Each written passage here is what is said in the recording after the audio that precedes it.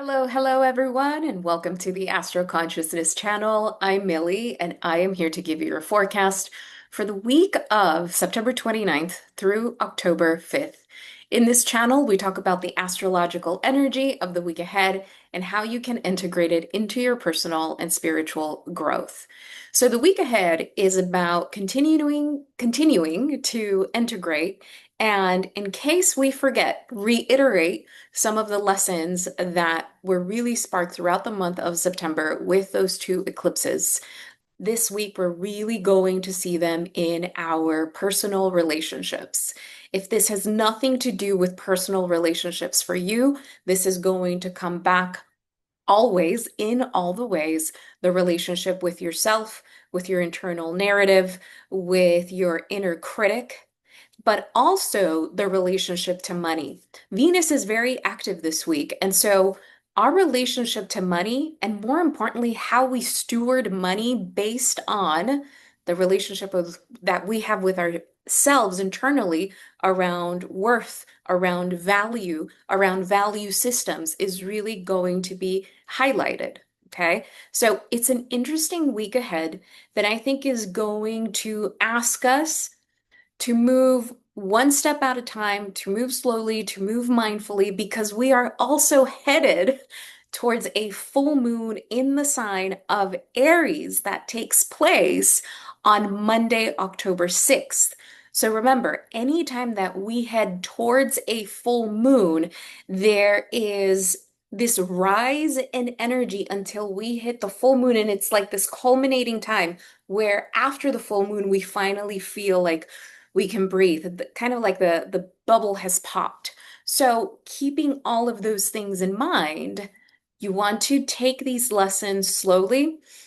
Um, I am hopeful that because we are still dealing with some Virgo energy, even though we are in Libra season, that we will be able to remain grounded. Okay. For those of you who purchased the Eclipse guide, I went into the two lunar events, the full moon in Aries and the new moon in Libra that are taking place in October, because those really help really bring the bookend to this eclipse season. So even though the eclipse is already past, it's not too late to get your eclipse guide.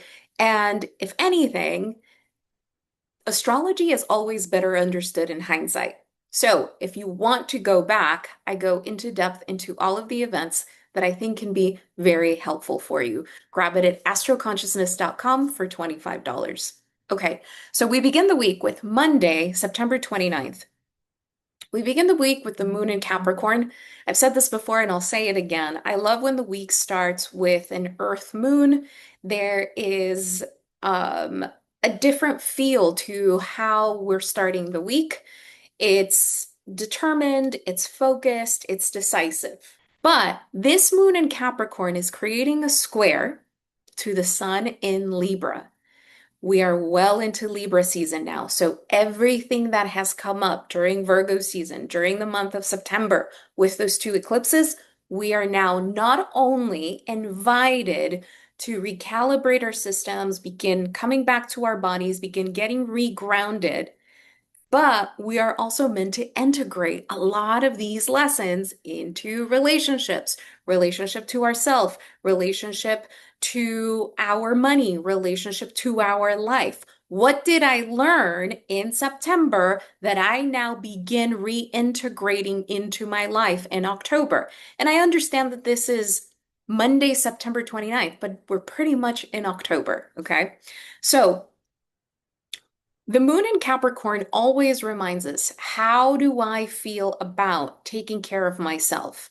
How do I feel about how I'm showing up for my life as a responsible adult? How am I living within integrity of myself, and how does my life reflect that back? Because fundamentally, one of the things that spiritually Capricorn is here to teach all of us is, how is the integrity of my soul being reflected back to me in my relationships, in my 3D reality, in what I do for my work, and how I take care of myself? Integrity is not about doing the right thing or the wrong thing. It's about checking in with the self and making decisions from that place. So the 90-degree angle, the square to the sun in Libra, while we're still under the influence of that solar eclipse in Virgo, is asking, where am I recognizing that I am responsible for myself? And are those that I'm in relationship with able to do the same for themselves? Right? A square is always a catalyst for change. Therefore, something might come up where it's going to highlight or trigger, wait a minute, I feel like I am taking care for the both of us. The moon in Capricorn highlights the themes of parents in the zodiac. The moon is ruled by Cancer, Capricorn is ruled by Saturn, the father figures. So here we have this energy of the mother-father dynamic with the moon in Capricorn, squaring the sun in Libra. Am I here parenting my partner? Am I here parenting my parent? Or is someone parenting me in some way, shape, or form? Just paying attention to where we might be doing that, or we might be, allowing someone to parent us. And the sun in Libra is saying, wait a minute, we gotta balance this out. There needs to be more reciprocity, there needs to be more harmony in this. Otherwise, in the long run, the scales are going to be too far off from one another. Okay. Wednesday, October 1st, we have Mercury in Libra square Jupiter in Cancer at 22 degrees. On the one hand, this can actually manifest itself in good news. And here's the thing, also on that day, the moon is transiting the sign of Aquarius. It's conjunct Pluto. So the anything having to do with Aquarius is always inviting us to look at the future.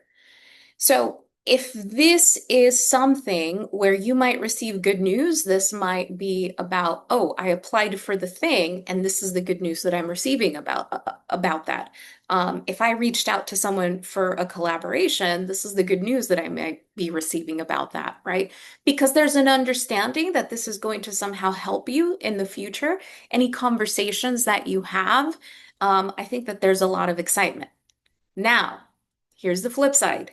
Be very, very mindful of over-promising and under-delivering.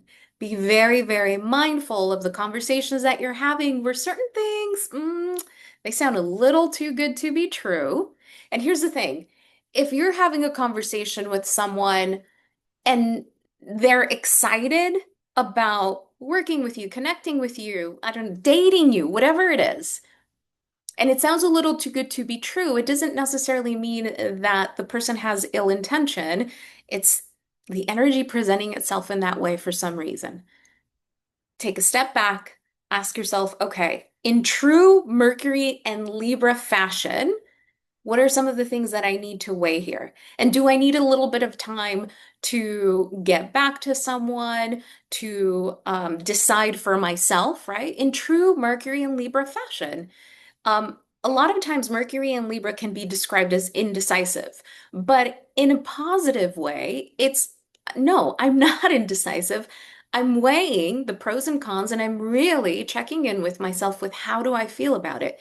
And I think that that's a good idea with, especially with a square to Jupiter, because we can get very excited about all of the possibilities without really considering, okay, does it really make sense? Okay. Now, if this has to do with relationships, same aspects apply, but here's the thing. You still want to check in with yourself, especially if there were some rocky moments in your relationship in the month of September with those two eclipses. And now here we get to this week and we're like, we're going to be happy forever and ever, and this is never ever going to happen again.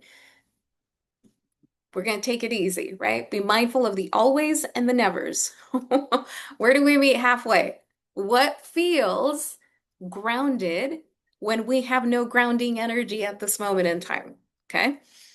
Um, because of the square to Jupiter in Cancer, and I've mentioned this before, Jupiter in Cancer has highlighted a ton of stuff around parents, caretaking, our needs, our inner child, how those needs were not met. There can be conversations where there is a lot of projection. There's a lot of projection around, you should do this, you should be this, you should buy me this, the engagement ring should cost this much, because that is somehow going to fill the void in my heart of not enough. We have to be mindful of what we are projecting onto others, expecting them to fulfill something that is not their responsibility to fulfill. Remember, Virgo season was very honest. Virgo season got you down to the nitty-gritty of a lot of things that you can no longer just talk your way out of. You can't. That's a gift. Take it. Okay? So, I'll say one more thing. With the moon in Aquarius conjunct Pluto in Aquarius, it's going to just amplify everything. It's going to intensify everything for better or worse. Be mindful of that. Okay. Thursday, September 2nd, we have the moon in Aquarius square Mars in Scorpio. Okay. Whenever the moon and Mars make any kind of connection, it is a very fiery, excited connection, okay? If it's at a trine, we might feel very motivated. We might feel very excited about certain things. When it's a conjunction, an opposition, or a square, a lot of stuff that we have been carrying beneath the surface because of Mars and Scorpio can come to the forefront of our awareness, and we can be very reactive. Be mindful of that. Ground yourself. Okay. The moon in Aquarius wants to feel liberated. It wants to be free. It doesn't want to be put in a box. There is a need to fulfill this part of us that says, I am me, and I do not want to be labeled or put in this particular or molded in a particular way. And the square to Mars is going to be us, if we feel forced in any way, shape, or form to be anything other than what we are right now, we're going to want to fight. And Mars in Scorpio is not playing. A moon in Aquarius is very direct, very honest when it's clear. Mars in Scorpio, maybe stealth. Do not underestimate the power of water. Because remember everything I've said about Monday, Tuesday, Wednesday. The potential for projection, the potential for these grand expectations that may not have anything to do with the person you're in relationship with. Come Thursday, if anyone feels trapped or if you feel maybe like you're not getting your way, it can be a little bit explosive. On the other hand, if you are taking things one thing at a time, if you're grounding yourself, if you're coming back to yourself and your wholeness, which is a practice, this can be a breakthrough. And it can be one of those breakthroughs, not like, oh, I see the light. No, it can be one of those breakthroughs that says, I really need to accept the truth about what this really is, right? If this has anything to do with you and what you realized is, man, my parent stuff, my mom stuff has really affected me. But you come to this understanding of, and I get to practice coming back to my wholeness and no longer allowing the experiences of my childhood dictate decisions that I make from this point forward. Whether it's the decisions about how I feel about myself, how I feed myself, how I take care of myself, how I relate to others. It's about coming back to self. And if you experience some kind of breakthrough with this aspect that can otherwise be very reactive and explosive, remember the breakthrough might come, it might feel a little heavy. It might be like, I feel the sting, I feel the pain, but I'm willing to breathe through it. I'm willing to meet it with compassion because I know that that's the only way to heal this. Okay. All right. Weekend gets very interesting. Okay, we have several things happening. Specifically on Friday, October 3rd, we have Mercury in Libra, square Chiron in Aries. Mercury in Libra wants to see both sides of the story, wants for both points of views to be considered, to meet halfway. But the opposition to Chiron in Aries, Aries saying, but this is how I feel, but this is my pain, but this is my wound. The opposition between those two can be this inability to see the other person's point of view because you can only see through the lens of your wounds right now. If that's the case, that's okay. It's okay for you to be in a space where your pain is so big that you can't be beyond, you can't see beyond that right now. Here's the thing. Here's where emotional maturity and responsibility come into play. That does not mean that someone else has to see it. That doesn't mean that someone else has to hold it. This is where you come back to yourself and you say, you know what? I'm not ready to have that conversation. And then hopefully, my hope is that you have space, safe space, whether it's any kind of facilitator, a therapist or a coach, where you can express that rage, that anger, that resentment, that thing that you're still moving through. Where we need to grow as a collective, especially in relationship, is again where we expect another person to be anything other than who they are and came here to be for their own soul journey so that we can be happy. And I think that if there is anything that this week is really making clear, in case we didn't get it in September, is that. Okay? And here's why.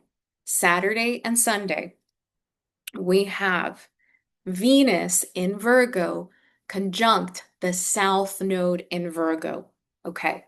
This is again like it's almost like we're ending the week with like a bang. And the universe is saying, everything I've shown you this week has led up to this. This is what I've been trying to tell you.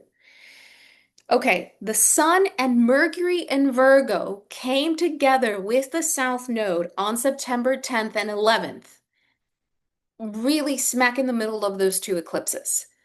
If you can look back to that week, what came up? What conversations were had? What did you realize? Man, I really have to accept the truth about this. And because the South Node is involved, there is an element of letting go of something. And in true Virgo fashion, perhaps being like, but maybe we can make it work. But maybe if I go at it from this direction, it can work. I can make it work. I can do it. I can fix it. I can fix them. I can fix myself. And the South Node in Virgo is saying that's not what this is about. And it's not up to you. Okay. Venus coming together with the South Node is saying, how has that come up in your relationships? Where are you still trying to fix someone? Where are you still trying to be their savior? Where are you still trying to control every aspect of the connection so that it works according to this vision that you have? If this has to do with the relationship with yourself, this is big. This is so big, and it can be emotional because by the time the weekend comes, the moon is going to be in the sign of Pisces, and we're getting ready for a full moon on Monday. So the moon is full and it's in Pisces, lots of emotion. If this has nothing to do with anyone else, and this has to do with the relationship with you, oh my goodness.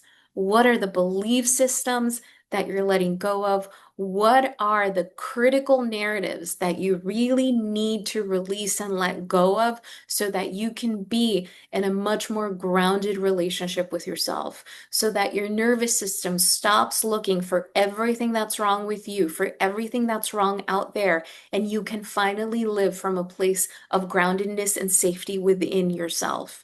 This is big if it has to do just with you, because guess what? If if this has nothing to do with any other relationship outside of you, it eventually will, because we are in relationship with others, whether it's romantic or not, no matter what. Now, if this has to do with money, because Venus rules money as well, remember I mentioned at the beginning of the forecast, how am I stewarding my money? I like to use the word steward, and I learned this from a coach, a money coach that I had a few years ago, that it's not about spending money, it's not about losing money, it's not about hoarding money, it's about how am I circulating money? How am I being the steward of money? A lot of times the concept of money can feel so heavy that we don't want to look at it. I get it. I get it, right? For a lot of reasons that if I got into them would make this video way too long. But here's the thing. When we steward our money, we're able to say, okay, how am I circulating my money with things that matter to me? How is my money circulating who I am? So here's a perfect example, right? If we are investing in ourselves via books, via courses, via coaches, whatever it is, that is us circulating money because we're circulating energy that is giving us something back for the soul, right? I love circulating money to other people who have small businesses. Every single month or every 6 weeks when I go see my esthetician, she works for herself. She's one of my favorite people in the whole world, and I love circulating money to her because she's an incredible Cancerian woman who's so kind, but is also so great at what she does, and I love supporting her business, and she brings me a lot of joy because I love facials, right? So this Venus South Node conjunction, if it has to do with your finances, is asking you, what are your finances showing you, and how can you be a better steward of them? Not because you're controlling and nitpicking and saying, I'm not going to spend a dime, I'm going to be really strict. It's not about that. Because then you're coming from a place of lack and not from a place of circulation, not from a place where you're remembering that you are provided for. So when you circulate money to things that actually matter, let's say that even when you go grocery shopping, which is something we have to do, right? When you grocery shop, are you shopping, are you circulating your money for foods that nourish you? Or are you circulating your money for things that are not so nourishing? That's being a much more mindful and grounded steward of money. Pay attention to that because we are this new world that we're entering in, that we're getting used to being in, has so much to do with frequency, with alignment, not with control, not with this is the way that I have to budget because this is the thing I have to do. And look, again, if that's what you do and that's what makes you feel safe and that's great, have at it. Because of my own work with money, I grew up very, very poor. So I still have a lot of stories around money and safety and all of that. I've been doing work with money for a very long time, and it's different. And each time it gets a little different. And you know why? Because I let go a little bit more each time. So, it's an incredible week ahead that I think promises a lot of beautiful, profound lessons as long as we can remember to take a step back and ask ourselves, what is this trying to show me? Okay? So much love to you. Take care. I'll see you next week.